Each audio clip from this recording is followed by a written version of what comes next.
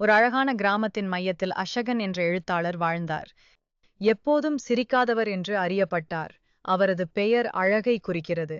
ஆனால் அவர் உலகில் அரிதாக மட்டுமே மகிழ்ச்சி காண்கிறார். அவரது அமைதியின் போதும் அவரது பையன் உலகெங்கும் ரசிப்பான கதைகள் மூலம் சிரிப்பை கொண்டு வந்தது. அசகன் பசுமையான புல்வெளிகளும் தேங்காய் மரங்களும் சூழியுள்ள உண்பட்ட களிமண் குடிலில் வாழ்ந்தார். கிராமத்தினர் அவரது ஜன்னலுக்கு எக்ஸ்டீரியர்ஸ் கூடை திரட்டினர். உலக மகிழ்ச்சி தூக்கும் கதைகள் உருவாக்கினார். மகிழ்ச்சியான கதைகளை சிரிப்பில்லாமல் உருவாக்கும் அவரது திறமைக்கு அவர்கள் ஆச்சரியப்பட்டனர். குழந்தைகள் பெரும்பாலும் அசகனிடம் ஓடின.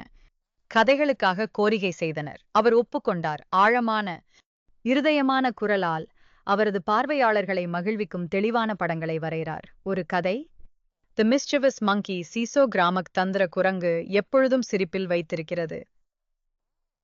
சீசோவின் குறும்பிரயாசங்கள், சந்தை தட்டுகளை திருப்பி வைக்குதல், பரிசுகளோடும் கடனாக பொருட்களை வழங்குதல், காமெடி நடனங்கள் இவை புகழ் பெற்றன. கிராமத்தினர் சிசோ மகிழ்ச்சியை நேசித்தனர். சற்று போக்கான நாட்களிலும் சிரிப்பை கொண்டு வந்தது. அசகன் விவரித்தபடி சிசோவை தெளிவாக கற்பனை செய்தல். அவரது தெளிவான கதைகள் இருந்தாலும் அசகன் எப்போதும் சிரிக்கவில்லை. கிராமத்தினர் அதிர்ஷ்டத்தை பற்றி யோசித்தனர். ஒருவர் எப்படி ஒரு நகையை உருவாக்க முடியும், அதில் ஈடுபடாமல்? அவர்கள் த மிஸ்chievous மங்கி கதையிலிருந்து ஒரு காட்சியை மறுபடியும் உருவாக்க திட்டமிட்டனர். அசகனுக்கு சிரிப்பு தோன்றுமா என்று பார்க்க.